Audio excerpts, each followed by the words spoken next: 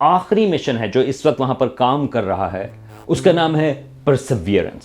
وہ بلکہ ایک روور ہے جو وہاں پر 2021 میں 2021 میں وہاں پر لینڈ کیا اور وہ ابھی تک وہاں پر کام ایکٹیولی کر رہا ہے. اب اس کی جو لینڈنگ سائٹ ہے پرانے تمام روورز کے مقابلے میں وہ بے انتہا دلچسپ ہے. وہ لینڈ کیا ایک کریٹر جس کا نام ہے جزیرو کریٹر کے نام سے. یہ تقریباً آدھے کلومیٹر سے بھی تقریباً آدھے کلومیٹر جتنا وہ وائڈ یہ کریٹر ہے.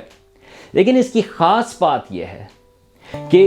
سائنسدانوں کو یہ پتا ہے اور یہ انہوں نے پتہ لگایا وہاں پہ آربیٹل اسپیس کرافٹ سے کہ اس کریٹر کے اندر جو جزیرو کریٹر ہے آج سے کچھ ارب سال پہلے اس میں پانی موجود تھا. یعنی کہ ایک دریا ہے اس کا پانی جو ہے وہ اس کے اندر آتا تھا, وہ جمع ہو جاتا تھا,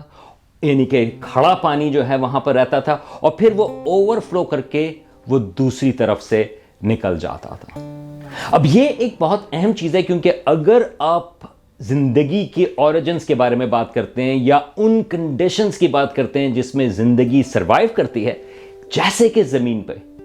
یہ وہی کنڈیشنز ہیں. تو یہ پرسیویرنس روور کا جو مقصد تھا وہ یہ تھا کہ وہ اس جزیرو کریٹر کو ایکسپلور کرے اور یہ جو دریا جہاں سے اس کریٹر کے قریب آتا ہے یعنی کہ دریا کا جو ڈیلٹا ہے وہاں پر بہت سارے منرلز جمع ہوتے ہیں, وہ وہاں کے وہ سیمپلز کو اینالائز کر سکے اور کچھ سیمپلز کو وہ کلیکٹ کرے جو مستقبل میں ایک اور مشن مارس سیمپل ریٹرن مشن وہ کچھ سیمپل جو ہیں وہ زمین پر آ کر ان کو بعد میں اور زیادہ اینالائز کیا جا سکے.